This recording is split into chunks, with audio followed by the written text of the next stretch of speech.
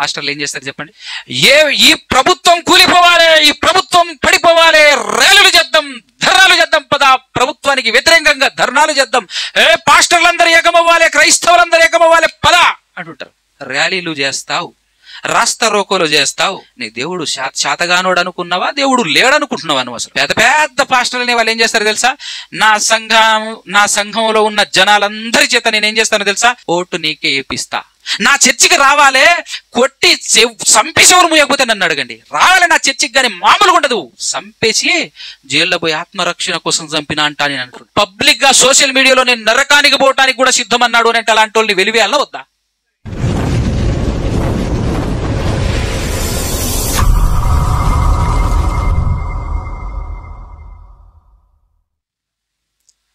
సర్వోన్నతుడు, సమస్త సృష్టిని సృష్టించిన మన అందరి కనతండ్రి అయిన ఆ దేవదేవునికి మొదటగా ఆయన కుమారుడు మన రక్షకుడు యేసుక్రీస్తు ప్రభుల వారి ద్వారా పరిశుద్ధాత్మ సహాయముతోనే వేవేళ స్తుతి స్తోత్రాలు కృతజ్ఞతాస్తుతులు చెల్లించుతున్నాను. ఇదే విధంగా ఆయన మాటలు వినాలి అనే ఆసక్తితో, తిన్న తర్వాత విన్న కాడికి జాలే అనే ఇంటికి వెళ్ళిపోకుండా ఇంకా కూర్చొని మరిన్ని విషయాలు నేర్చుకోవాలనే ఆసక్తి కలిగి ఇంకా కూర్చొనిన్నటువంటి మీ అందరికీ కూడా క్రీస్తు పేరటనే నాకు శుభములు, వందనాలు తెలియజేస్తున్నాను.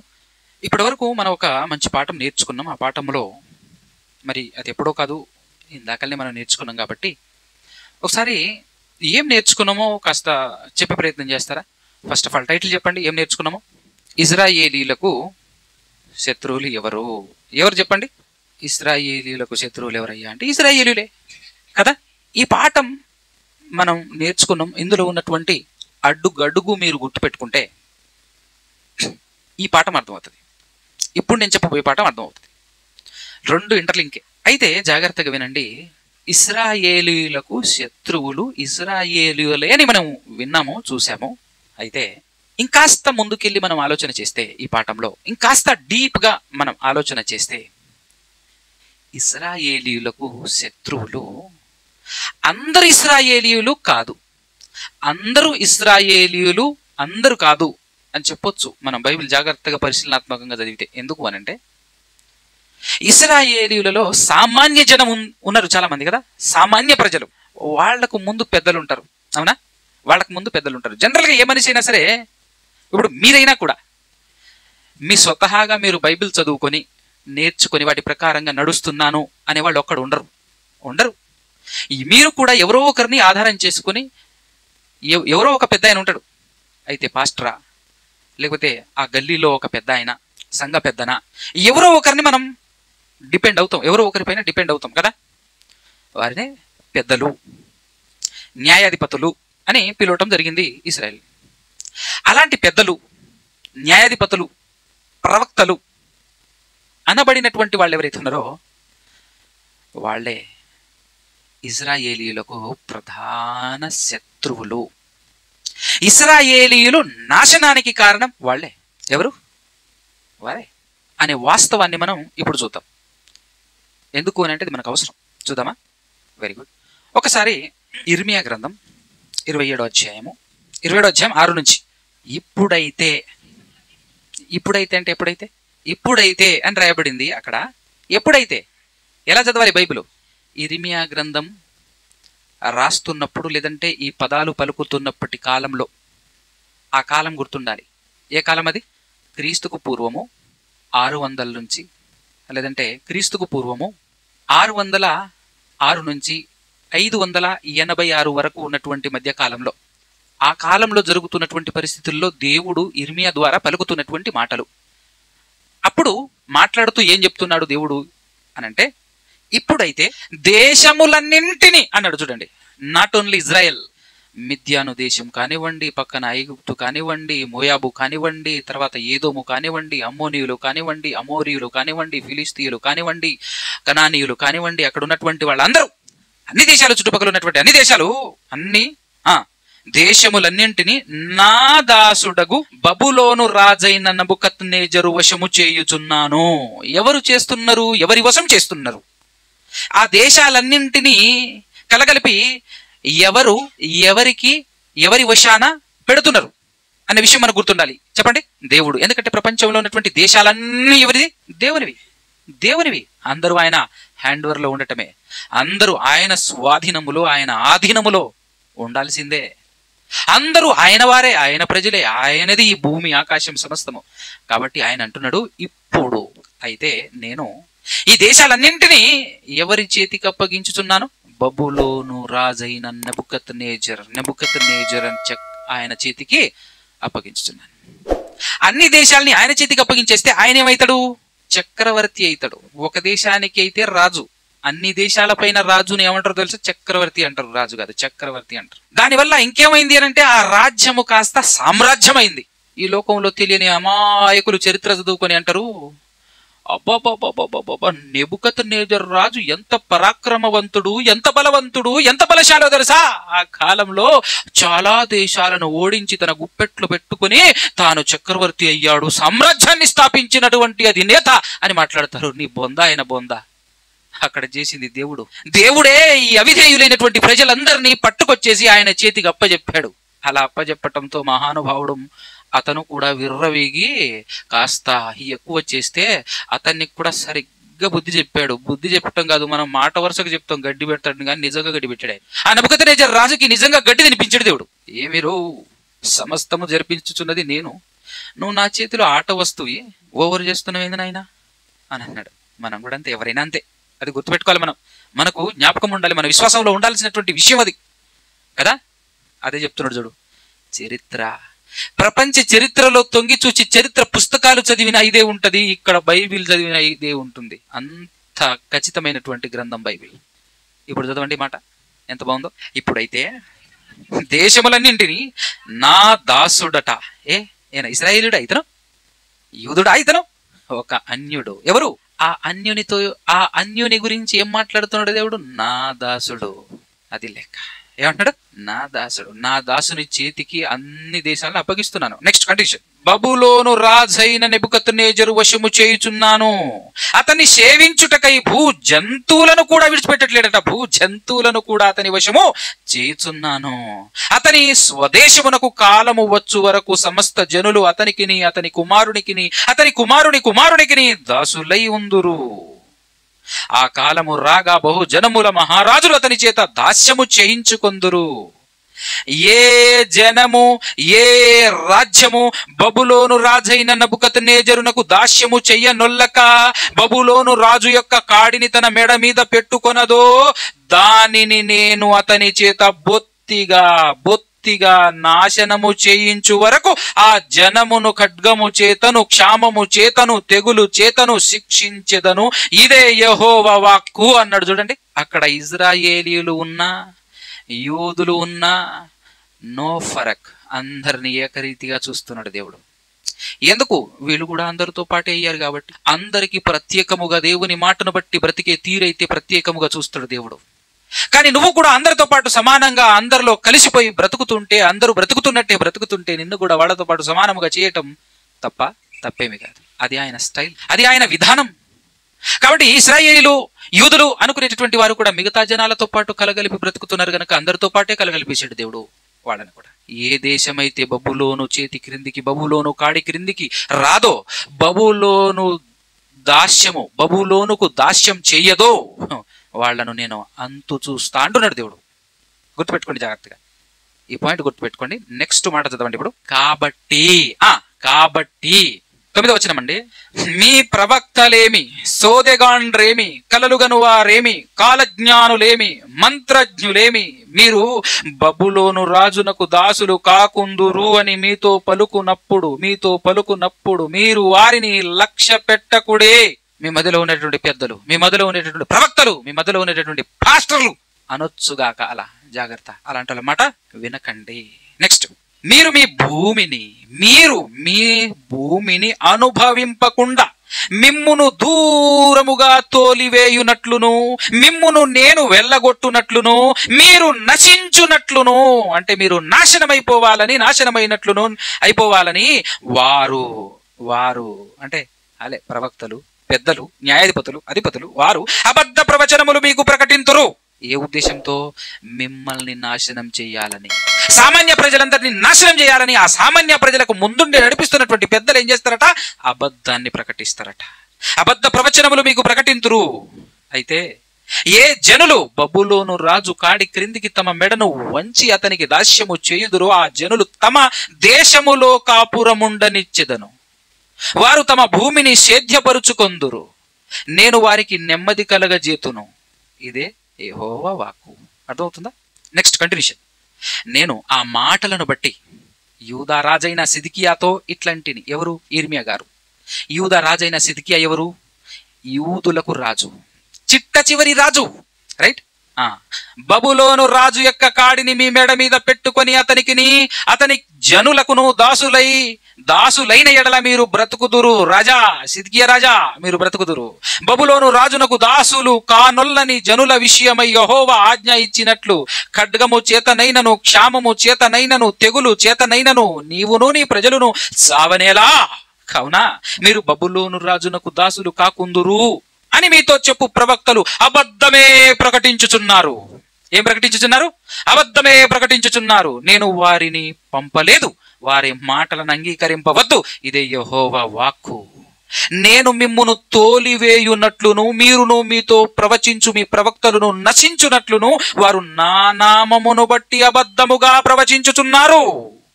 మరియు ఈ యాజకులతోనూ ఈ ప్రజలందరితోనూ నేను ఈ మాటలు చెప్పి తిని. ఏమంటున్నాడు? మళ్ళా పోయి వాళ్ళు అబద్ధం ఎలా ప్రకటిస్తారనంటే, అక్కడ ఎంత విచిత్రం అంటే, ఎంత జాగ్రత్తగా, ఎవడైతే జాగ్రత్తగా బైబిల్ చదువుతారో ఈ కాలంలో వాళ్ళే రక్షణ పొందుతారు. మనుషుల్ని నమ్మారా, సేవకుల్ని నమ్మారా, పాస్టర్ల మీద పడ్డారా, పక్కా చెప్తున్నా, మీ బైబిల్లో రాసుకోండి, మీరు పోయేది నరకమే. ఎందుకు చెప్తున్నాను మాట చెప్పనా? ఇక్కడ రాయబడిన విధానం చూడండి. ఇప్పుడు అక్కడ ఉన్నటువంటి ప్రజలు చాలా మంది ప్రవక్తలు, అబద్ధ ప్రవక్తలు ఏమని మాట్లాడుతున్నారు తెలుసా? పిచ్చివారలారా, మన దేవుడు మనకు అండగా ఉండగా ఆఫ్టర్ ఆల్ బబులోను కాడి కింద మనం ఉంటామా? బబులోను కాడిని విర్రగొడతాడు మన దేవుడు, నమ్మండి, విశ్వాసం లేదా అని బలపరుస్తున్నారు అబద్ధ బోధకులు. మనకేమనిపిస్తుంది? నిజమే, మన దేవుడు చాలా గొప్పోడు, చాలా బలవంతుడు, కాబట్టి ఆఫ్టర్ ఆల్ బబులోని ఎంత అనిపిస్తుందా? అనిపించదా? కానీ ఒకే ఒక్కడు ఇర్మియా వచ్చి మూడింద్ర మీకు. ఎందుకంటే ఒక్కసారి మీ బతుకులు చూసుకోండి, ఇప్పటి వరకు మీరేం చేశారో. మీరేదో పెద్ద బుద్ధిమంతులైనట్టు మా దేవుడు గొప్పోడు, ఖచ్చితంగా వాళ్ళ నుంచి కాపాడతాడు అని అంటే, ఇంతకు ముందు ఇప్పటి వరకు మీరు బతికిన బతుకు చెక్ చేసుకోండి. కాపాడతాడా, దంచి కొడతాడా ఒకసారి చూసుకోండి అని ఎవరంటున్నారు? ఇర్మియా గారు. ఇర్మియా గారేమో తల వంచండి, బబులోను రాజు వచ్చినప్పుడు తల దించండి, తల వంచండి, దాసులవ్వండి, బతుకుతారు, ఇక్కడే ఉండి బ్రతికి బట్టగడతారు. ఎందుకంటే దేవుడు ఆల్రెడీ శాసనం రాసేశాడు, ప్రపంచంలో ఉన్న దేశాలన్నింటినీ ఆయన చేతికి అప్పగించాలని. ఆయన శాసనానికి ఎదురుగా వెళ్ళకండి అని ఈయన ప్రకటిస్తుంటే, ఇర్మియా ప్రకటించేది అబద్ధం బ్రదర్, మన దేవుడు గొప్పోడు, మనల్ని కాపాడతాడు, రక్షిస్తాడు, ఖచ్చితంగా బబులోను రాజు కాడిని విరగొడతాడు, నమ్మండి అని వాళ్ళు బలపరుస్తున్నారు. మీ ఈపులు బలుగుతాయి అని ఇర్మియా అంటున్నాడు.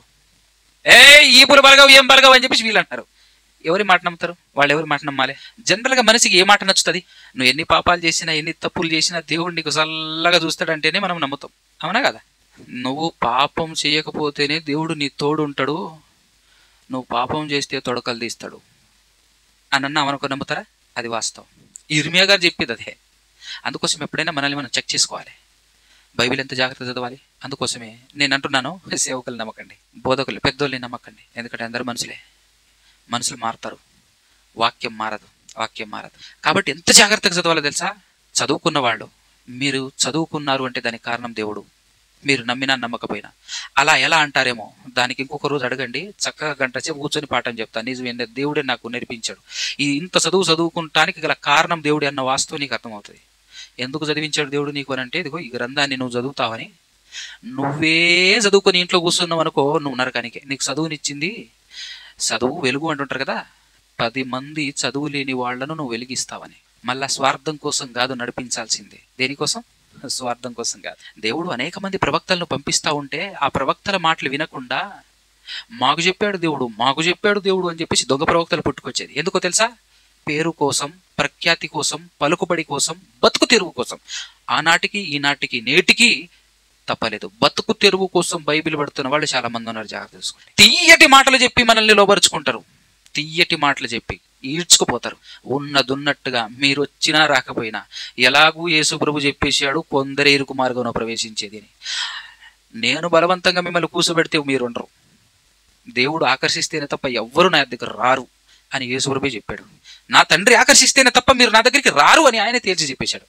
అందుకోసమే వెనకాల వస్తున్న 70 మంది అందరూ పారిపోతే మిగిలిన 12 మందితో కూడా ఆయన ఏమంటాడు తెలుసా? నో ప్రాబ్లం నాయన, మీరు కూడా వెళ్ళాలి అని అనుకుంటే ఇబ్బంది పడకుండా వెళ్ళిపోండి, నేను అస్సలు పట్టించుకోను, బాధపడను, ఇబ్బంది పడను, మీరు వెళ్ళిపోండి అంటాడు. ఇది యేసుక్రీస్తు స్టైల్, మనమందరం అనుసరించాల్సిన స్టైల్. నేను ఉంచుకుంటే ఏదో ఒక రకంగా ఏదో ఒక మాట చెప్పి నేను ఎంచుకోవాలని చూసేటోడు నీ నుంచి లాభం సంపాదించుకోవాలనేవాడు మాత్రమే. గుర్తించుకో, వాస్తవాలు ఇవి. కాబట్టి ఇప్పుడు చదివినటువంటి మాటల్ని బట్టి మనకు అర్థం కావాల్సినటువంటి పాయింట్ ఏంటంటే, ఇశ్రాయేలీయులకు శత్రువులు ఎవరు? ఇశ్రాయేలీయుల పెద్దలు, ప్రవక్తలు. సత్యానికి వ్యతిరేకంగా, సత్యానికి భిన్నంగా ప్రజలను నడిపించారు. మరొక సందర్భం చూపిస్తాను. దేవుడు చేసినటువంటి కార్యాలు మనకు అర్థం కావాలి. 36వ అధ్యాయము, 2వ దినవృత్తాంతముల గ్రంథము 36వ అధ్యాయము 11 నుంచి. సిద్కియా ఏలనారంభించినప్పుడు 21 ఏండ్ల వాడై యెరూషలేములో 11 సంవత్సరములు ఏలెను. అతడు తన దేవుడైన యెహోవా దృష్టికి చెడు నడత నడుచుచు, రాజు, చివరి రాజు, ఈయన మాత్రమే కాదు, ఈయనకు ముందున్నటువంటి యెహోయాకీము అనే రాజు, యెహోయాకీను అనే రాజు, యెహోయాకీనుకు ముందు యెహోయాకీము అనే రాజు, అంతకు ముందున్నటువంటి యోషియా, వీళ్ళ నాన్న పర్లేదు, కానీ యోషియా గారి నాన్న ఆమోను గారు దుర్మార్గులలో నెంబర్ 1 ఆమోను గారి నాన్న మనస్సే గారు దుర్మార్గతగా పరిపాలించారు ప్రజల్ని, భయంకరంగా పరిపాలించారు ప్రజల్ని, తప్పుదోవలో నడిపించారు. రాజులే, ప్రవక్తలు, ప్రధాన యాజకులు కుమ్మక్కైపోయి ఏకమైపోయి ప్రజలందరినీ తప్పుదారి నడిపించినటువంటి నాయకులు వీళ్ళు. అదంతా చూసి ఓపిక పట్టి ఫైనల్ గా దేవుడు తీర్చిన తీర్పు అందరిని ఎవరికి అప్పచెప్తున్నాడు? అన్యుడైనటువంటి బబులోను రాజు చేతి కిందికి అందరినీ అప్పగించేస్తున్నాడు. Next continuation. అతడు తన దేవుడైన యెహోవా దృష్టికి, 12వ వచనం, చెడు నడత నడుచుచు ఆయన నియమించిన ప్రవక్త అయిన యిర్మీయా మాట వినకయు తన్ను తాను తగ్గించుకొనకయు ఉండెను. మరియు దేవుని నామమును బట్టి తన చేత ప్రమాణము చేయించిన నెబుకద్నెజరు రాజు మీద, ఎవరి మీద? నెబుకద్నెజరు రాజు మీద అతడు తిరుగుబాటు చేసెను. అతడు మొండితనము వహించి ఇశ్రాయేలీయుల దేవుడైన యెహోవా వైపు తిరుగక తన మనస్సును కఠినపరుచుకొనెను. అదియుగాక యాజకులలోను జనులలోను అధిపతులగు వారు అన్యజనులు పూజించు హేయమైన విగ్రహములను పెట్టుకొని బహుగా ద్రోహులై యెహోవా యెరూషలేములో పరిశుద్ధపరిచిన మందిరమును అపవిత్రపరిచిరి. మందిరాన్ని ఏం చేశారు? అపవిత్రపరిచేశారు. వారి పితరుల దేవుడైన యెహోవా తన జనుల యందును తన నివాస స్థలమందును కటాక్షము గలవాడై వారి యొద్దకు, పాపం దేవుడేమో కనికరం గలవాడై కటాక్షము గలవాడైనట, వారి యొద్దకు తన దూతల ద్వారా వర్తమానము పంపుచూ వచ్చెను. ఆయన పెందలకడ లేచి పంపుచూ వచ్చినను వారు దేవుని దూతలను ఎగతాళి చేయుచు, ఆయన వాక్యములను తృణీకరించుచు, ఆయన ప్రవక్తలను హింసించుచు రాగా నివారింపశక్యము కాకుండా యెహోవా కోపము ఆయన జనుల మీదికి వచ్చెను. ఇప్పుడు యెహోవా కోపము, నివారింపజాలనంత కోపము తన ప్రజల మీదికి రావటానికి కారకులు ఎవరు కనపడుతున్నారు ఇక్కడ చెప్పండి? ఎవరు కనపడుతున్నారండి? పెద్దలు, ప్రవక్తలు, అధిపతులు. అవునా?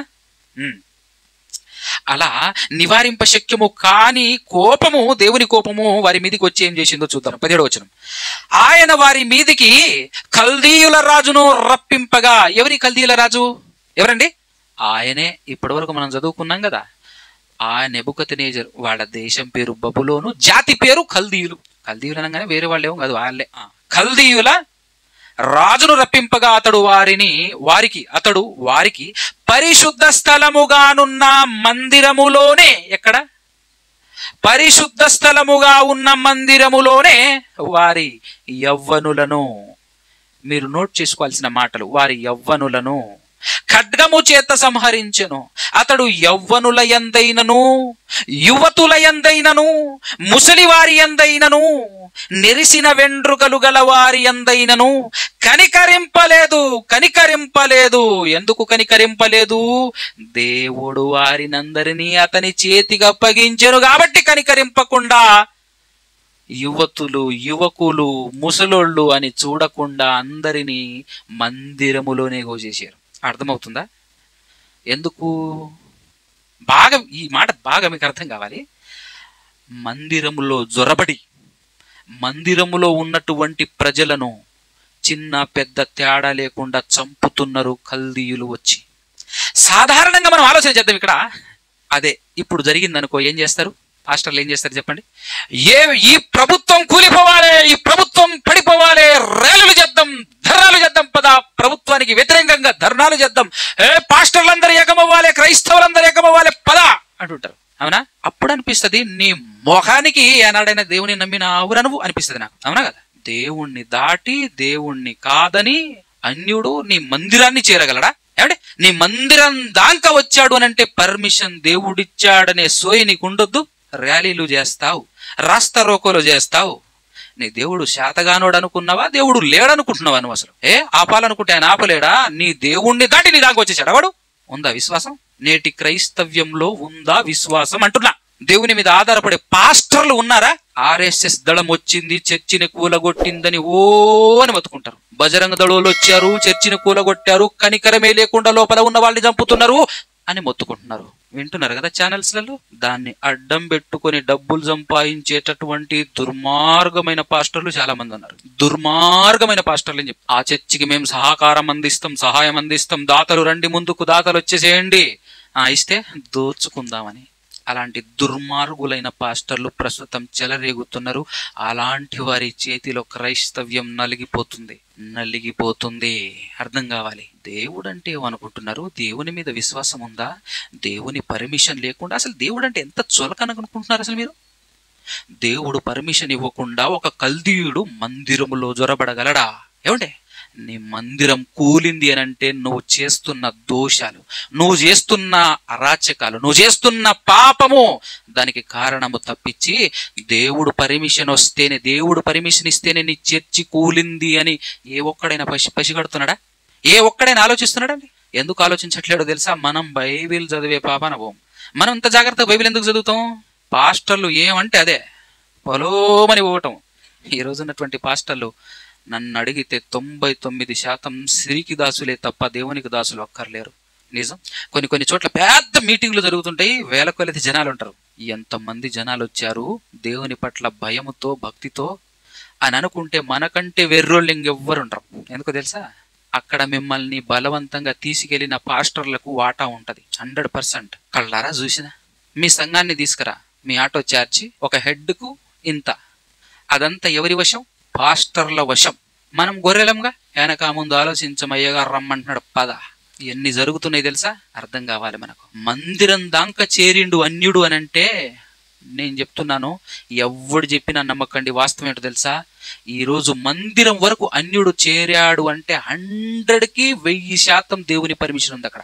దేవుడు అప్ప చెప్పాడు. నిన్ను బాగా వినండి. బైబిల్ చరిత్రలో మరలా చదవండి. బైబిల్లో నిజమైన సేవకులు, నిజమైన పాస్టర్లు ఉంటారు చూసావు ఇక్కడ పాత నిబంధనలో. వాళ్లను హింసించిన వారిలో, వాళ్లను చంపిన వారిలో ఒక్కడైనా చూపించగలరా అన్యుడిని? నేను లొంగిపోతా. ఒక్క అన్యుడు, వేరే దేశస్థుడు వాస్తవాన్ని ప్రకటిస్తూ ఉండగా, ఫర్ ఎగ్జాంపుల్ ఇర్మియా గారిని గాని, యెషయా గారిని గాని, దానియేలు గారిని గాని అన్యులు సన్మానించారు. తన బిడ్డలు, తన పిల్లలు అనుకున్నటువంటి ఇజ్రాయేలీలు కొట్టి చంపారు. కానీ అన్యులు ఎంటర్ అయ్యారు అని అంటే దేవుని పక్షాన ఉన్న వారిని ఏమి అనరు. బైబిల్ మొత్తం ఇంకోసారి చదవండి, 10 సార్లు చదవండి, అర్థం కాకపోతే నా దగ్గరికి రండి. కానీ వాళ్ళు వచ్చి ఎవరిని దంతారు తెలుసా? అన్యులు వచ్చి తన్నేది ఎవరిని అని అంటే దేవుని ఆజ్ఞలకు వ్యతిరేకముగా, దేవునికి అవిధేయులుగా బ్రతుకుతున్నటువంటి వారి తాట తీస్తారు వాళ్ళు. వాళ్లకు పర్మిషన్ ఇచ్చింది దేవుడు. ఇది అర్థం కావాలి క్రైస్తవునికి. చదవండి కంటిన్యూషన్. ఇంకో మంచి మాట. ఆయన వారి మీదికి కల్దీయుల 17వ వచనం రాజును పంపగా అతడు వారికి పరిశుద్ధ స్థలముగానున్న మందిరములోనే వారి యవ్వనులను ఖడ్గము చేత సంహరించెను. అతడు యవ్వనుల యందైనను, యువతుల యందైనను, ముసలి వారి యందైనను, నెరిసిన వెంట్రుకలు గల వారి యందైనను కనికరింపలేదు. ఎందుకనంటే దేవుడు వారిని అందరినీ అతని చేతికి. ఇది మన దాంట్లో జరిగితే సెంటిమెంటల్ ఫూల్స్ గా మనల్ని చేసేసి కనికరమే లేకుండా నిర్దాక్షిణ్యంగా పసిపిల్లల్ని చూడకుండా, యవ్వనుల్ని చూడకుండా, ముసలిని చూడకుండా చూడండి అండి ఎట్లా కొట్టారో చూడండి అని చెప్పేసి వీడియోల మీద వీడియోలు పెట్టి ఆ రక్తం గారుతున్నటువంటి ఆ ఫోటోలు వీడియోలు పెట్టేసి ఎంత రక్తం మరుగుతుందండి, మాకు రక్తం మరుగుతుంది, పోయి బాయిలో దూకు అనిపిస్తుంది. నాకు రక్తం మరుగుతుంది అని చెప్పేసి వీడియోలు తీసి అనేకుల్ని అంటే క్రైస్తవుల్ని ఎమోషనల్ బ్లాక్మెయిల్, ఎమోషనల్గా అంటే శరీర సంబంధమైన ఉద్రేకతలకు గురి చేసి ఆత్మ సంబంధమైన ఉద్రేకం రావాలి, ఆత్మ సంబంధమైన ఉత్తేజం మనకు రావాలి కావాలి, కానీ శరీర సంబంధమైన పౌరుషం నింపకూడదు క్రైస్తవులలో. ఈ మధ్య కాలంలో మీరు విన్నారో లేదో, క్రిస్టియన్ ఆర్మీ అంట ఎటు నడిపిస్తున్నారు క్రైస్తవ్యాన్ని. దేవుడు చచ్చాడనుకున్నారా? దేవుడు లేడనుకున్నారా? దేవుని మీద రవ్వంత నమ్మకం ఉందా మీకు? ఎందుకు క్రిస్టియన్ ఆర్మీ? మనల్ని మనం కాపాడుకోవాలి. ఏం చేద్దాం? నిజంగా క్రైస్తవులు గొర్రెలు అని యేసుప్రభు చెప్పిన మాటకు ఏమాత్రం తగ్గిపోకుండా లోకంలో ఉన్న మామూలు నిజంగా గొర్రెలు ఉంటాయి చూసా, వాటిని మించిన గొర్రెలం నాయన మేము అని చెప్పేసి అనుకుంటున్నారు ఈరోజు క్రైస్తవులందరూ. ఎందుకో తెలుసా? ఒక్కొక్క పాస్టర్ డైరెక్ట్ గా మాట్లాడుతున్నా కూడా కనులు తెరవని గుడ్డోళ్ళు. ఎలాంటి క్రైస్తవ్యాన్ని ఎటు ఈడ్చుకపోతున్నారు? నిలువెత్తు ప్రేమను కుమ్మరించి మనసులను మార్చాల్సినటువంటి క్రైస్తవ్యాన్ని ఎటు ఈడ్చుకపోతున్నారు?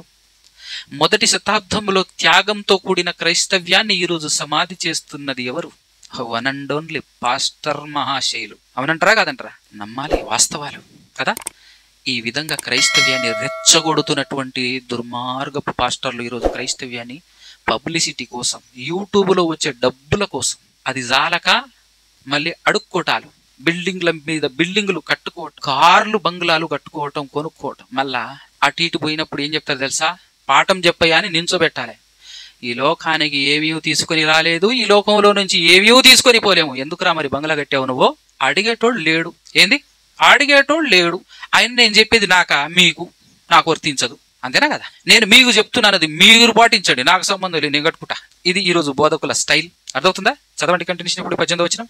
మరియు బబులోను రాజు పెద్దవేమి చిన్నవేమి దేవుని మందిరపు ఉపకరణములన్నింటినీ యెహోవా మందిరపు నిధులలోనిదేమి, రాజు నిధులలోనిదేమి, అధిపతుల నిధులలోనిదేమి దొరికిన ద్రవ్యమంతయు బబులోనునకు తీసుకొని పోయెను.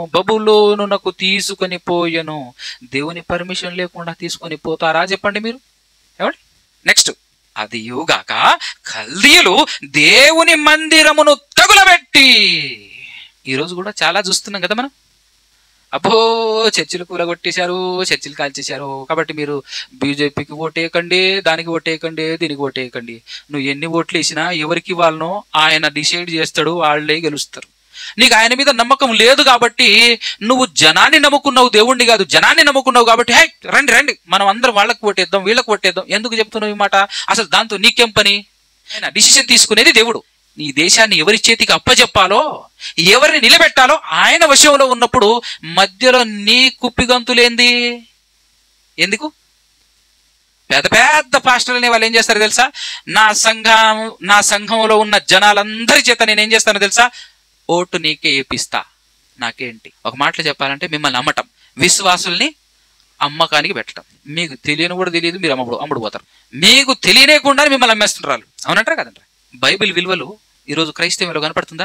వాస్తవాలు చెప్పినామనుకో, ఇప్పుడు ఈ పాఠం యూట్యూబ్లోకి ఎక్కితే కామెంట్లు చూడాలి మీరు. వీడెవడో క్రైస్తవ విరోధి వచ్చిండ్రో అంటుంటారు వాళ్ళ కింద కామెంట్లో. ఏనాడన్నా బైబిల్ చదివినావు రో నువ్వు అంటారు. నేను బైబిల్ చదివితే కదా మనం మొఖాలకి ఎప్పుడన్నా. వాస్తవాలంటారా కాదంటారా? ఇవి ఇక్కడ మందిరాన్ని తగుల్లా పెట్టారు. ఏ మందిరాన్ని? నీదంటే ఆప్టరాల్ అబ్బా, నన్ను అడిగితే ఆ దేవాలయంతో పోలిస్తే అంతేం కాదు. అవునంటారా కదంటారా? యెరూషలేములో కట్టబడింది, నీది సిమెంట్ గోడ అబ్బా. అక్కడ చాలా ప్రాముఖ్యత దేవుడు ఇచ్చాడు. అంత పర్టికులర్, అంత స్టడీ ఇక్కడ లేదు. రెండోది, ఇక్కడ నీకు ఒక గోడ మందిరం కట్టుకోమని కూడా చెప్పలేదు. ఒరిజినల్ మందిరం ఇది అన్నాడు కొత్త నిబంధనలో. అసలు ఒరిజినల్ గా ఏ చర్చి మందిరం కాదు, వాక్యానుసారంగా అయితే ఏ చర్చి మందిరం కాదు. మందిరం ఏంటి కదా? ఇది ఏ పాస్టర్కి తెలిసినా అనుకుంటాడు, కథం మన మందిరం చందాలు ఇవరా, మన మందిరం కూలిపోయింది రారా. అసలు ఏది మందిరం? అవునా? మందిరముగా ఎంచబడినటువంటి యెరూషలేము మందిరమే ఈ రోజు అక్కడ ఉన్నటువంటి వాళ్ళ బతుకులు సరిగ్గా లేక ఎలా ఆ మందిరంలోనికి రావాలో, ఏ విధంగా ఆరాధించాలో, ఏ విధంగా అక్కడ కార్యక్రమాలు జరపాలో దేవుడు పెట్టినటువంటి నియమాన్ని క్రాస్ చేసేసి అడ్డగోలు ప్రవర్తించేసి ఆ మందిరాన్ని అపవిత్రపరుస్తుంటే, అవసరం ఆరా మందిరం నాకు అని చెప్పేసి దేవుడే ఆ మందిరాన్ని కూలగొట్టేస్తుంటే నువ్వు కట్టుకున్న ఆ మేడ ఎంత చెప్పు?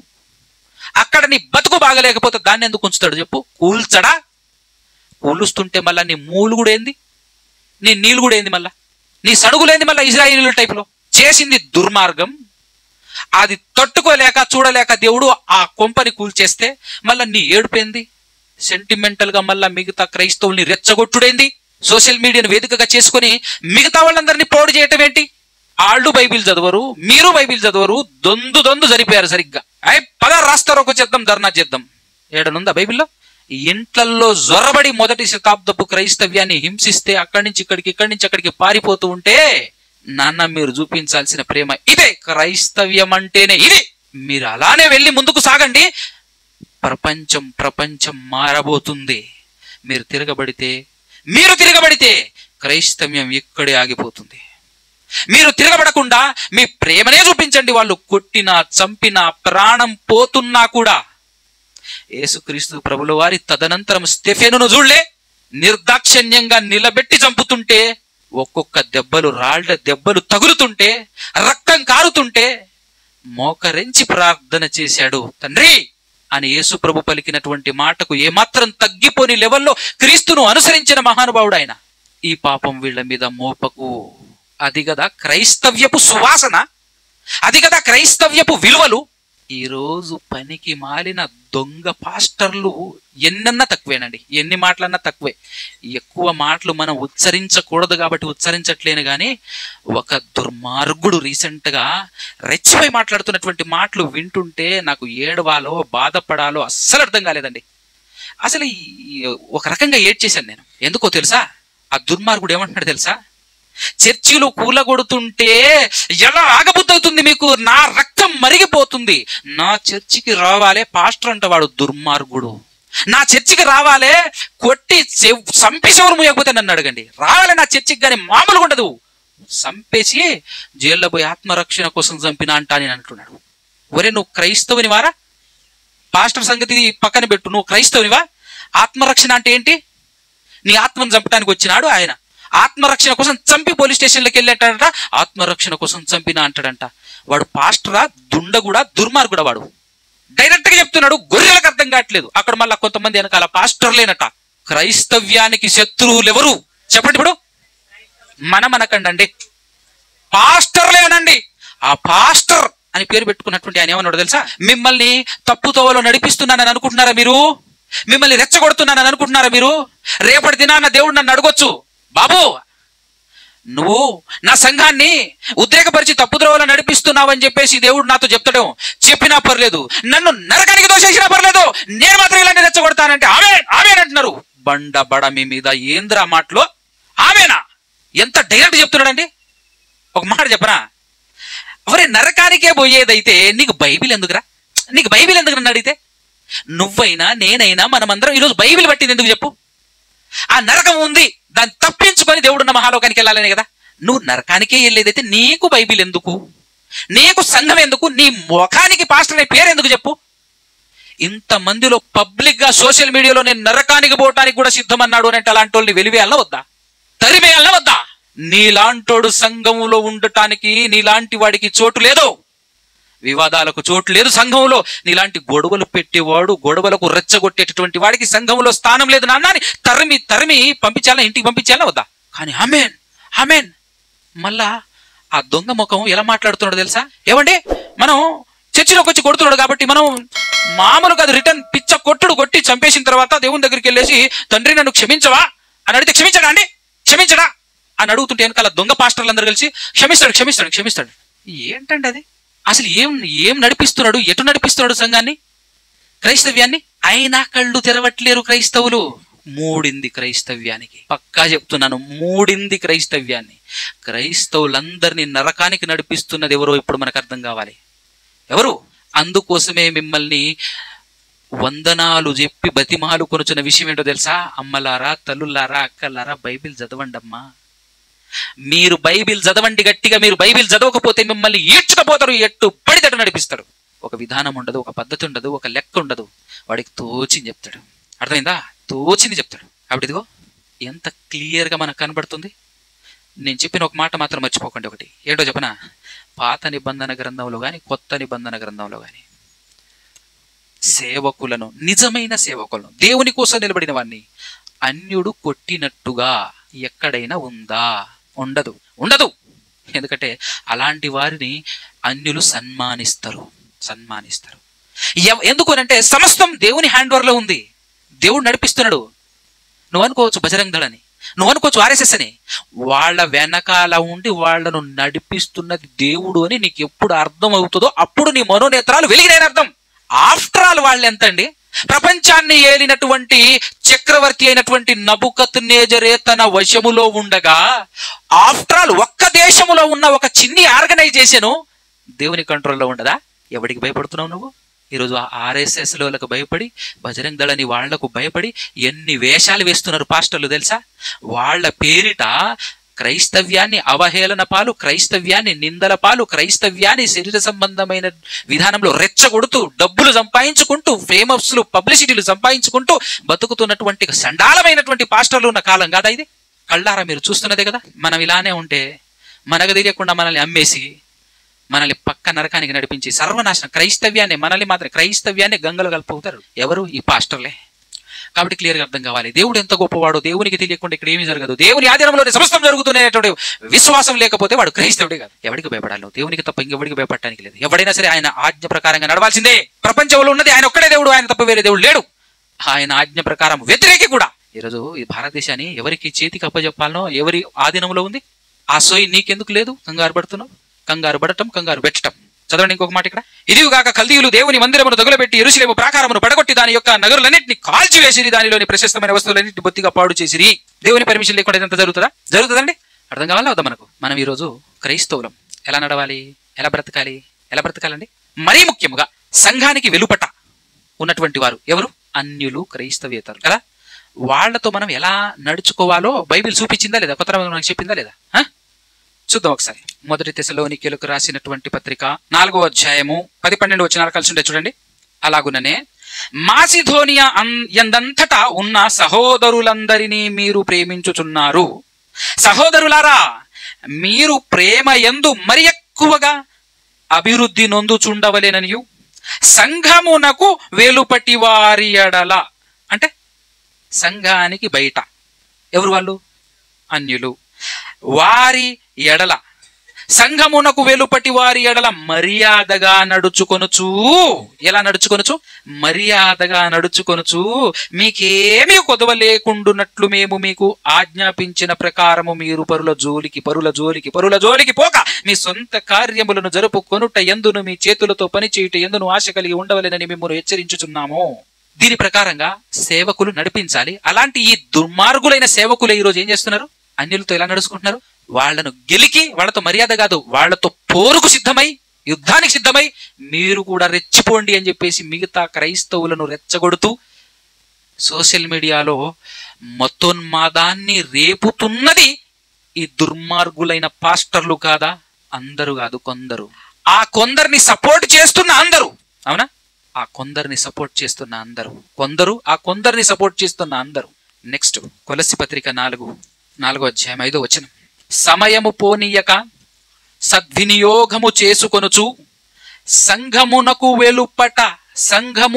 వెలుపట అంటే బయట, సంఘమునకు బయట ఉన్న వారి ఎడల జ్ఞానము కలిగి నడుచుకొనుడి. ఏం కలిగి నడుచుకోవాలి? జ్ఞానము కలిగి నడుచుకోవాలి. ఎలా నడుచుకుంటున్నారు ఈరోజు? మీరు ఆ దొంగ పాస్టర్లను మీరు చూస్తూనే ఉన్నారు కదా డైలీ యూట్యూబ్లో. బాగా పాపులారిటీ సంపాదించుకొని మేము మతోన్మాదంతో పోరాడమని చెప్పాడరా నీకు? సంఘం వెలుపట ఉన్నటువంటి వారి ఎడల మర్యాదగా నడవమన్నాడా? ఏమన్నాడు? నీ పనికి మారిన పోరాటం ఎవరికి కావాలి? అసలు పోరాటానికి మీనింగ్ ఏది లేదు. ఆత్మ సంబంధమైన పోరాటం ఎలాంటిదో కూడా నీకు తెలియదు. పోరాటం అంటే దుర్భాషలాడటమా, అన్యుల్ని తిట్టటమా, అన్యుల్ని రెచ్చగొట్టటమా? అదే కదా మీరు చేస్తున్నది. మొదటి పేతురు పత్రిక 2:12 చూడండి. అన్యజనులు మిమ్మును ఏ విషయములో దుర్మార్గులని దూషింతురో ఆ విషయములో వారు మీ సత్క్రియలను చూచి, అంటే వాడు దూషించినప్పుడు మీ క్రియలతో సమాధానం చెప్పమన్నాడా, దూషించమన్నాడా? అవునా కదా? క్రియలతో సమాధానం చెబితే నీ క్రియలను, సత్క్రియలను చూచి వాటిని బట్టి దర్శన దినమున్న దేవుని మహిమపరుచున్నట్లు వారి మధ్యను మంచి ప్రవర్తన గలవారై ఉండవలెనని మిమ్మును బతిమాలు కొనుచున్నాను. అవునా? ఎలా ఉండాలి? మనం ఎందుకు వచ్చాం క్రీస్తు దగ్గరికి, ఎందుకు పట్టాం బైబిల్ తెలుసా? 3:9 చదవండి ఒకసారి. ఆశీర్వాదమునకు వారసులగుట్టకు మీరు పిలువబడితిరి. మనమందరం ఎందుకు పిలువబడ్డాం ఇక్కడికి? అది ఆశీర్వాదమునకు కారణము. ఆశీర్వాదమునకు వారసులగుట్టకు మీరు పిలువబడితిరి గనుక మీరేం చేయాలి? కీడుకు ప్రతి కీడైనను దూషణకు ప్రతి దూషణ అయినను చేయక. ఏం చేస్తున్నారు ఈ పాస్టర్లు అనుకునేటువంటి వాళ్ళు? కొంతమంది ఉన్నారు అదే పనిగా. వాళ్ళు సినిమాలు తీశారు, ఏదో వాళ్లకు తోచింది నచ్చింది. కానీ నువ్వు ప్రేమను చూపిస్తే దేవుడు బుద్ధి చెప్పడు, అవునా కదా? దేవుని దాటి వాడు ఏమైనా చేయగలడా? దేవుణ్ణి మించి బయట ఉన్నోడు ఏమైనా చేయగలడా? నువ్వు దేవునికి ప్రార్థన చేసి నీ సత్క్రియను వాళ్ళ కళ్ళ ముందు చూపిస్తే ఏదో ఒక రోజు మారడా? మారకపోయినా ఓవర్ చేస్తే దేవుడు బుద్ధి చెప్పడా? కానీ ఆ విశ్వాసం నీ దగ్గర ఎక్కడిది? వాడు సినిమా తీశాడని నువ్వు కూడా సినిమా తీసినవు, అవునా కదా? వాడేదో తిన్నాడని నువ్వు కూడా అదేదో తిన్నావు. నీకు ఆయనకు తేడా ఎక్కడిది? వాడు బెటర్ నీకంటే. ఎందుకంటే ఆయనకు తెలియదు సత్యం. తెలుసు అనుకున్న దుర్మార్గుడివి నువ్వు, అవునా కదా? ఎంత ప్రమాదమైన పాస్టర్లు ఉన్న కాలంలో బతుకుతున్నాం మనం, చూసారా? క్రైస్తవ్యాన్ని తునాతునకలు చేసి ముక్కలు చేసి నరుకుతున్నటువంటి కాలం. క్రైస్తవ్యానికి శత్రువులు ఎవరో కళ్ళ ముందు కనబడుతున్నా అర్థం కాకుండా చేస్తున్న కాలం. అర్థమవుతుందా క్రైస్తవ్యానికి శత్రువులు ఎవరో? చదవండి. కీడుకు ప్రతి కీడైనను దూషణకు ప్రతి దూషణ అయినను చేయకుండా మీరేం చేయాలన్నాడు? కానీ ఈరోజు ఏం చేస్తున్నారు? శబదాలు చేస్తున్నారు. క్రిస్టియన్ ఆర్మీ అట. నెక్స్ట్ ఇంకోటి ఆయన వాడేం చేస్తున్నాడు? అబాబాబాబాబాబా, ఆయనే చెప్పింది ఏమనో తెలుసా? నేను నరకానికి పోవటానికి కూడా సిద్ధం, కానీ రెచ్చగొడుతూనే ఉంటానంట. ఎంత డైరెక్ట్ గా సాతాను బయలుపడింది చూసారా? ధర్మ విరోధ సంబంధమైన మర్మము బయలుపడుతుంది, మనకి అర్థం కావట్లే. అంతే కదా మరి. ఇంతకంటే డైరెక్ట్ ఇంకెవరు చెప్పగలరు చెప్పు? నేను నరకానికి పోవటానికి కూడా సిద్ధంగా ఇలానే రెచ్చగొడుతుంటా. క్రీస్తుకు వ్యతిరేకంగా, క్రైస్తవ్యానికి వ్యతిరేకంగా, క్రైస్తవ్యపు విలువలన్నింటినీ మంట కలుపుతూ, క్రైస్తవ్యాన్ని సమాధి చేస్తూ నేను ఇంతే చేస్తా. నాకు క్రైస్తవ విలువలతో సంబంధం లేదు, నాకు డబ్బులు కావాలంతే. క్రైస్తవ విలువలు ఏం మంటలు కలిసిపోయినా నాకు సంబంధం లేదు అని డైరెక్ట్ గా అంటున్నట్టు కాదా? శాతగాక పౌలు గారు ఈడువబడ్డా? అంతకుముందు ఆయన స్టైల్ ఏంటి? ఈడ్చిన వ్యక్తి ఆ తర్వాత క్రీస్తును నమ్ముకొని ఎందుకు ఈడువబడ్డాడు? ఈ రకమైన పౌరుషం ఆయనలో లేదా? నువ్వే పోటుగాని అనుకుంటావా? అవునా కదండి? వాళ్ళు క్రైస్తవ్యపు విలువల్ని కాపాడటానికి తమ్మును తాము అప్పగించుకున్నారు, తమ్మును తాము బలి అయ్యారు, త్యాగం చేసుకున్నారు. అది క్రైస్తవ్యం అంటే. దాన్ని సమాధి చేయడానికి పాస్టర్ అనే ముసుగులో వచ్చిన దొంగవు నువ్వు, సాతానువు నువ్వు కదా? ఎప్పుడు మేలుకుంటారు ఇంకా? నిజమైన క్రైస్తవ్యం అంటే క్రీస్తును అనుసరించటం, క్రీస్తును సమాధి చేయటం కాదు. క్రీస్తు చెప్పిన మాటల్ని బ్రతికించటం. క్రీస్తు చెప్పిన మాటల్ని బ్రతికించడానికి నువ్వు చావటానికి సిద్ధపడాల్సినటువంటి వాడు క్రైస్తవుడు, పాస్టరు. కానీ క్రీస్తు మాటని గంగలో దొక్కేసి నువ్వు రెచ్చగొడుతున్నావు చూసావా? నువ్వు దుర్మార్గుడవు, సాతానుకు తండ్రివి, కొడుకువి కూడా కాదు. అర్థమైందా? దూషణకు దూషణలు, సినిమాకు సినిమా, మాటకు మాట, ఓర్చుకునేది లేదు, ఓర్పు లేదు, సహనం లేదు. అబ్బబ్బబ్బబ్బబ్బా, ఎట్లా రెచ్చగొడుతున్నారు! ఉదయం విన్న పాఠం గుర్తుందా? తమ స్వశక్తి మీద ఆధారపడటం, తమ్మునే నమ్ముకోవటం. ఇంకా దేవుడు లేడు, ఆయన మనకి ఏం చేయడు, మనమే ఏదో ఒకటి చేసుకుందాం, మనమే ఏదో చేద్దాం అని చెప్పేసి ప్రయత్నం వాళ్ళు ఎలాగైతే చేశారో ఆ విధానం ఇప్పుడు క్రైస్తవ్యంలో కనబడుతుందా లేదా? దేవుని మీద ఆధారపడి, దేవుని మీద డిపెండ్ అయి బతుకుతున్న పాస్టర్లు ఏడన్నా కనపడుతున్నారా? పూలమాల వేద్దాం, కనబడితే పట్టుకురండి, సన్మానిద్దాం, ర్యాలీలకు దానికి దీనికి అంటూ రెచ్చగొడుతున్నటువంటి వాళ్ళే ఉన్నారు తప్ప క్రైస్తవ విలువలు మంట కలిసిపోవట్లే. అవునా కదా? అర్థమవుతుందా లేదండి? నేను సీరియస్గానే చెప్తున్నాను, జాగ్రత్త. ఫైనల్గా నేను ముగించేస్తాను. మొదటి పేతురుపత్రిక, ఇదే పేతురుపత్రికలో నిజమైన క్రైస్తవ్యం ఏంటో, వాటి అసలు సిసలైన విలువలు ఏంటో మీ ముందుంచి నేను పాఠం ముగించేస్తాను. 19వ వచనం నుంచి చూద్దాం. 2వ అధ్యాయం 19వ వచనం నుంచి. ఎవడైనాను అన్యాయముగా శ్రమ పొందుచు దేవుని గూర్చిన మనస్సాక్షి కలిగి దుఃఖము సహించిన ఎడల అది హితము, అంటే మంచిది, అది మంచిది అంటున్నాడు. కానీ ఇప్పుడు ఈ పాస్టర్లు అందరూ ఏమంటున్నారు? మనం ఊకోకూడదు, మనమందరం కూడా తెగబడాలి. ఒక పెద్ద పాస్టర్ ఉన్నాడు, ఆయన ఏమని ప్రకటించుకుంటున్నాడు అంటే మగసిరి గల పాస్టర్ అట. ఆయన ఆడోళ్ళందరినీ ఇష్టం వచ్చినట్టు చేస్తాడు. ఎందుకంటే మగోడిని ఏమైనా చేస్తా, మగసిరి గలవాడిని అబ్బా. అట్టాంటోని కూడా నమ్ముతున్నారు అని అంటే ఇది క్రైస్తవ నాశనానికి పరాకాష్ట చివరి దినాలని అర్థం అట్లే. దేవుడే నాశనం చేస్తాడు క్రైస్తవ్యాన్ని. ఎందుకో తెలుసా? మీ దుర్మార్గతను బట్టి, దుర్మార్గులైన పాస్టర్ని మీరు నమ్ముటను బట్టి, వాళ్ళని అనుసరించటను బట్టి, క్రైస్తవ్యపు విలువల్ని మంట కలిపేశారు. దాన్ని బట్టి ఒకనాడు అలాగే దేవుని మాటలను, దేవుని విలువలను మంట కలిపేస్తే ఇశ్రాయేలుని, యూదులందరినీ ఎలాగైతే సర్వనాశనం చేశాడో క్రైస్తవుల్ని కూడా నాశనం చేసే కాలం దగ్గరకు వచ్చింది. ఎందును బట్టి? ఈ పాస్టర్లను బట్టి. ఎడమ చెంప కొడితే కుడి చెంప చూపించే కాలం పోయింది. ఇప్పుడు ఎడమ చెంపకు మీద కొడితే 2 చెంపలు వాయించాలట, మనం ఈపు కూడా పట్టాలట. అలాంటి పాస్టర్లు బయలుదేరిన మహాభయంకరమైన కాలం ఇది. అలాంటి పాస్టర్లనే నమ్ముతున్నటువంటి కాలం ఇది. క్రైస్తవ్యం యాడుందంటే అలాంటి వాళ్ళే మళ్ళా శుద్ధ ముక్కల్లాగా నిలబడి మాట్లాడుతుంటారు. జోకులు జబర్దస్తు మించినవి వాళ్ళు మాట్లాడుతుంటే అట్టుంటాయి. ఏం చేద్దాం? దీనికి గల కారణం ఎవరో తెలుసా? మనమే. ఎందుకంటే గొర్రెల్లా మీరు నమ్ముతున్నారు బైబిల్ చదవక. పెద్ద పాస్టర్నే చూస్తావు తప్ప అతను బైబిల్ అనుసరిస్తున్నాడా అనుసరించట్లేడా అని చూస్తావా? బైబిల్లో ఉన్న విలువలు, క్రైస్తవ్యపు విలువల్ని గౌరవిస్తున్నారా లేదా అని చెప్పేసి ఆలోచిస్తావా? ఏందయ్యా అంటే పెద్ద పాస్టరు, ఎక్కువ మంది సబ్స్క్రైబర్స్ ఫాలోవర్స్ ఉన్నారుగా, చాలు, అనేకులే మనకు కావాలి, నిజం వద్దు. నెక్స్ట్ లైన్ చూడు ఏమంటాడు? 20. తప్పిదమునకై దెబ్బలు తినినప్పుడు, తప్పు చేసి తన్నులు తిన్నప్పుడు మీరు సహించినడలా. అంటే సహించాలనే కదా, సహించినా లాభం లేదు. ఎందుకంటే తప్పు చేసావు కాబట్టి తన్నులు తింటావు. ఇప్పుడు తప్పు చేసావు కాబట్టి అన్యులు వచ్చి తంతున్నారు. నీ దగ్గర తప్పే లేకపోతే అన్యుడు వచ్చే అర్హత ఉందా? రాణిస్తాడా దేవుడు? నువ్వు తప్పు చేసినందుకు దేవుడు వాళ్ళకి అప్పగించేస్తే, నిన్ను వాళ్ళకి అప్పగించేస్తే, వాళ్ళు వచ్చేసి నిన్ను శిక్షిస్తుంటే నువ్వేం చేస్తున్నావు? తిరిగి కొట్టే ప్రయత్నం, ఏదో ఒక రకంగా రచ్చ చేయాలి, ఏదో ఒక రకంగా పబ్లిసిటీ చేయాలి అని చెప్పేసి మాట్లాడుతున్నావు అంటే నువ్వెవడివి? నెక్స్ట్ లైన్, మేలు చేసి బాధపడినప్పుడు మీరు సహించిన ఎడల అది దేవునికి హితము. నువ్వు మేలు చేసి బాధపడాలి, అది కావాలి దేవునికి, అది కావాలి దేవునికి అని రాయించాడు. మొదటి శతాబ్దపు క్రైస్తవులందరూ చేసింది అదేనా కదండి? అందుకోసమే చెప్తున్నాను, మొదటి శతాబ్దంలో క్రైస్తవ్యం ఓన్లీ అండి కేవలం 40 సంవత్సరాలలోనే, చెప్తున్నాను వినండి, కేవలం 40 సంవత్సరాలలోనే మొదటి శతాబ్దంలో క్రైస్తవ్యం ప్రపంచం చుట్టేసింది తెలుసా? ప్రపంచ నలుమూలల వ్యాప్తి చెందింది. Only 40 years.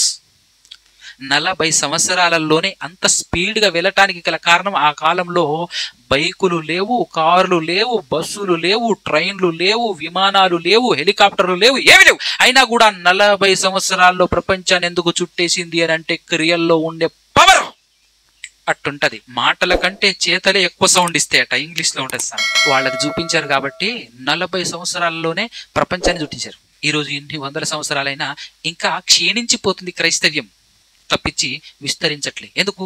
విలువలు మర్చిపోయారు. దేవుని వాక్యానికి విలువ లేదు. నీకు నచ్చినట్టు నువ్వు సంఘాన్ని నడిపిస్తున్నావు, సేవకునికి నచ్చినట్టు సంఘాన్ని నడిపిస్తాడు తప్ప వాక్యానుసారంగా నడిపిస్తున్నాడు. రకరకాల సిద్ధాంతాలు, రకరకాల ఆచారాలు, రకరకాల పద్ధతులు. పాస్టర్లే దేవుళ్ళు అయ్యారు ఈరోజు. దేవునికి విలువేడుంది? దేవుని మాటలకు చోటు ఎక్కడుంది? గ్రహిస్తే అర్థమవుతుంది. అందుకోసమే అంటున్నాడు దేవుడు, మేలు చేసి బాధపడినప్పుడు మీరు సహించినట్లా అది దేవునికి హితమగును. ఎందుకు మీరు, ఇప్పుడు దీనికి పర్ఫెక్ట్ ఆపోజిట్ గా ఈ పాస్టర్లు రెచ్చగొడుతున్నారా లేదా? ఒరే బాబు, మిమ్మల్ని పిలిచిందే ఎందుకు? మీరు మేలు చేసి బాధ అనుభవించాలి. దానివల్ల క్రైస్తవ్యం యొక్క గొప్పతనం, క్రైస్తవ్యం యొక్క సువాసన గొప్పమంటూ ప్రపంచాన్ని అలుముకుంటది. క్రీస్తు పరిమళ సువాసనగా తనను తాను అప్పగించుకున్నాడు. అవునా కదా? మరి ఏది నువ్వు చూపించాల్సిన మాదిరి ఏది? చదవండి ఏమంటాడు? ఎందుకు మీరు పిలువబడితిరి, క్రీస్తు కూడా ఇది చేశాడట, మేలు చేసి బాధ అనుభవించాడు. క్రీస్తు కూడా మీ కొరకు బాధపడి మీరు తన అడుగు జాడల యందు నడుచుకొనున్నట్లు మీకు మాదిరి ఉంచిపోయును.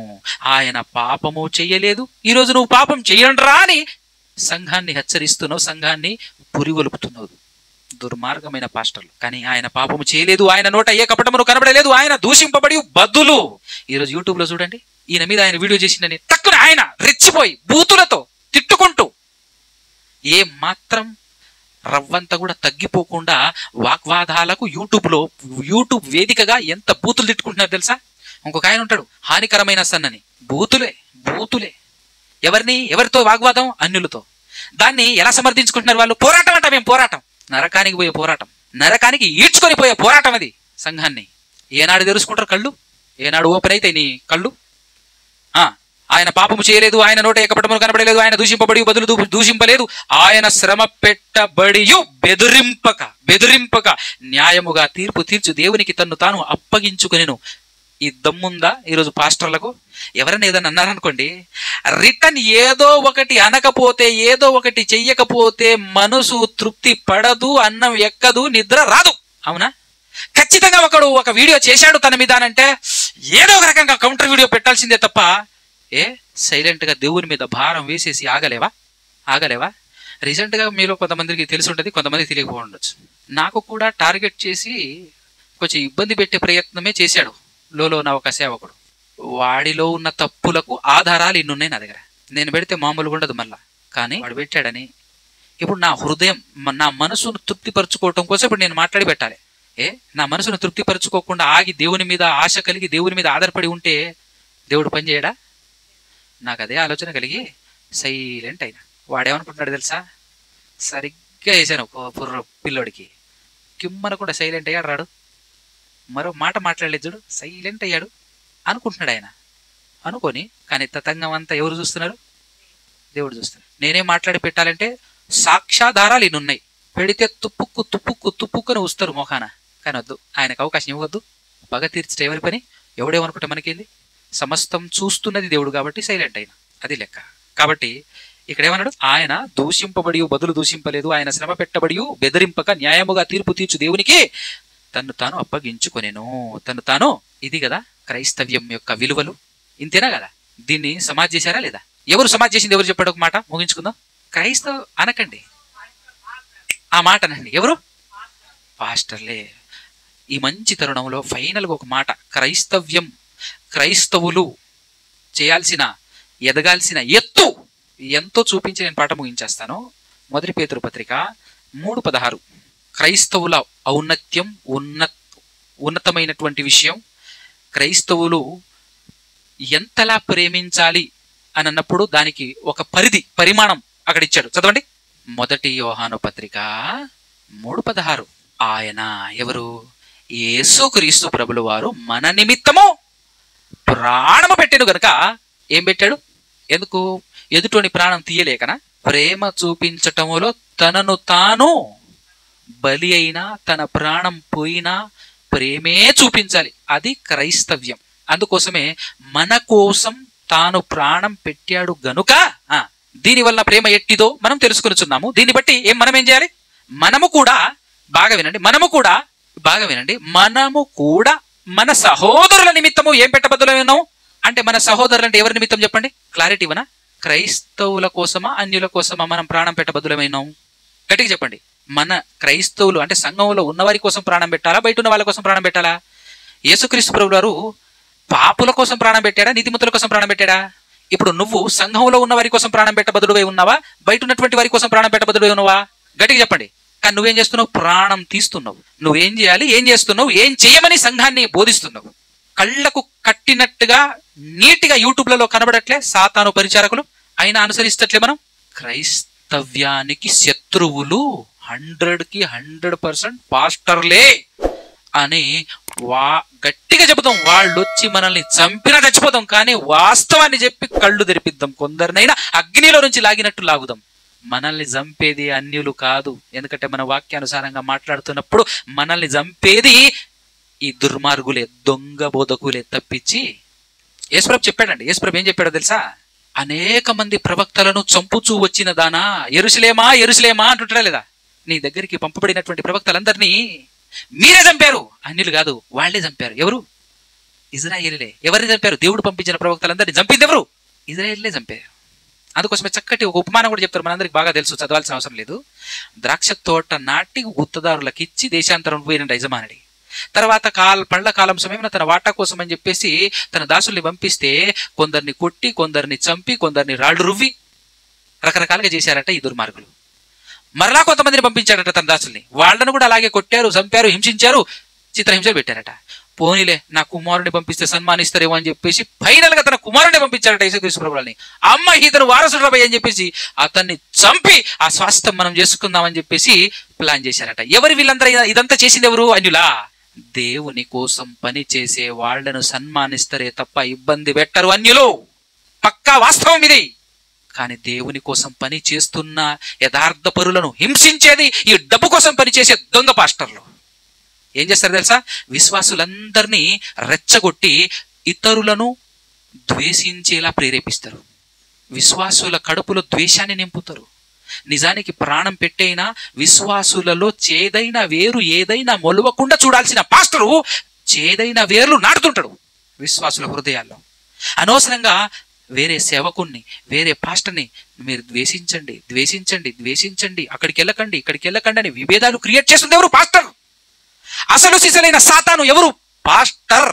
100% అది క్రైస్తవ్యాన్ని సర్వనాశనం చేస్తుందే పాస్టర్లు. బైబిల్ చదవక డబ్బు కోసం, కడుపు తీపి కోసం చేతపట్టి క్రైస్తవ్యాన్ని పాడు చేస్తున్నారు. అవునా కదా? ఈరోజు మనకు వాళ్ళ నుంచే ప్రమాదం ఉంది.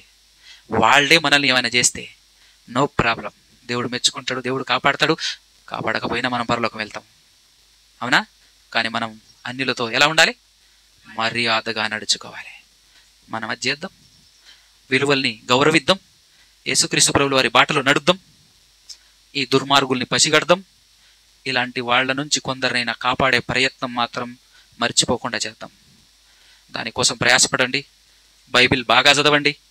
అర్థం కాకపోతే ఫోన్ చేసి అడగండి. నా ఛానల్ సబ్స్క్రైబ్ చేసుకోండి. వీలైనంత మటుకు షేర్లు చేయండి. కొంతమంది అయినా ఆలోచిస్తారు, వింటారు. విలువలతో కూడినటువంటి మాటలు, అనేకమైనటువంటి విషయాలు నేను అందులో మాట్లాడి పెట్టాను. కాబట్టి విలువలు కలిగి బ్రతుకుదాం. మాట్లాడుకోవాలంటే ఈ అంశం పైన రోజంతా మాట్లాడవచ్చు, కానీ అన్నీ నేను మాట్లాడేస్తే బాగుండదు. మీరు కూడా పరిశోధన చేస్తారని క్లూ ఇచ్చిపోతున్నాను. మీరు కూడా ప్రయత్నం చేయండి. బైబిల్ చదువుతూ ఉండండి. ఎలా చదవాలో కూడా మీకు ఈ పాటికి అర్థమే ఉంటుంది. ఆ విధానంలో చదవాలని కోరుకుంటూ మాటలు ముగిస్తున్నాను. కళ్ళు మూసుకొని తల్లించినట్లు ప్రార్థన చేసుకుందాం. పరిశుద్ధుడా, పరిశుద్ధుడా, పరమాత్ముడా, పరమందు ఆసీనుడా, సకల ఆశీర్వాదాలకు కారణం